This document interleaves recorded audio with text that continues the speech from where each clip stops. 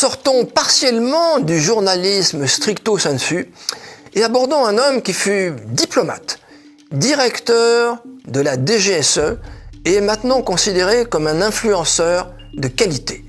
Pierre Brochand, le tocsin du renseignement. Diplomate de haut rang et ancien directeur de la DGSE, les cadres feutrés dans lesquels Pierre Brochand a évolué tout au long de sa carrière ne l'empêchent pas de voir ce qu'il voit, même s'il n'est pas journaliste.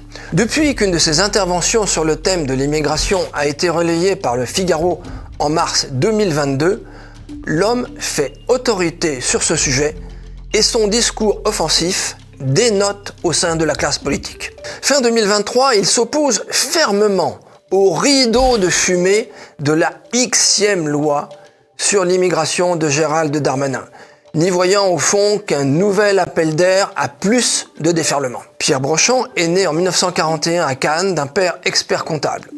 Il est le frère de Bernard Brochand, publicitaire et ancien député-maire de Cannes. Scolarité secondaire à Cannes, il est ensuite diplômé d'HEC et intègre l'ENA en 1968. Il détient également une maîtrise d'économie. Il commence sa carrière diplomatique à l'ambassade de France de Saigon, puis à Bangkok, au moment même où le Cambodge tombe aux mains des Khmers rouges. Ensuite, consul de France à San Francisco, il revient à Paris au Quai d'Orsay, puis devient le représentant permanent de la France à l'ONU pendant 4 ans.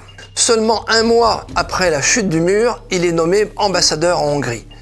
Toujours au cœur de l'action internationale, il est de nouveau nommé en Israël 15 jours après la signature des accords d'Oslo. Retour au quai, avant de repartir au Portugal en tant qu'ambassadeur, une carrière bien nourrie. Nommé à la DGSE en 2002 par Jacques Chirac, il a pour mission d'opérer la fusion d'un côté entre les renseignements généraux, les RG, dont l'une des prérogatives était la lutte contre le terrorisme interne ou externe, et la DST, Direction de surveillance du territoire, chargée du contre-espionnage.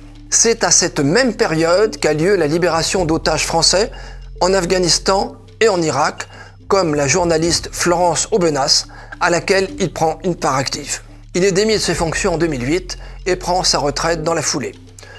Proche du LR maire de Cannes, David Lisnard, il faisait partie en 2003 de ceux qui ont informé très tôt, le Premier ministre de Villepin que l'Irak ne possédait pas d'armes biologiques et chimiques. Terminons par une citation extraite de son discours à l'amicale gaulliste du Sénat et publiée par le Figaro du 6 décembre 2022. Je cite : « L'immigration exerce sur l'ensemble de notre vie collective un impact transversal que je tiens pour globalement négatif.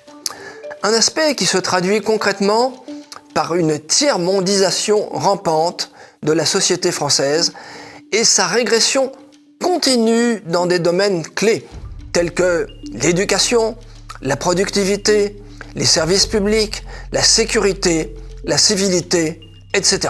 En d'autres termes, si tout ce qui va mal en France n'est pas seulement la faute de l'immigration, loin s'en faut, elle y participe dans une mesure, à mon avis, très sous-estimée. » Fin de citation.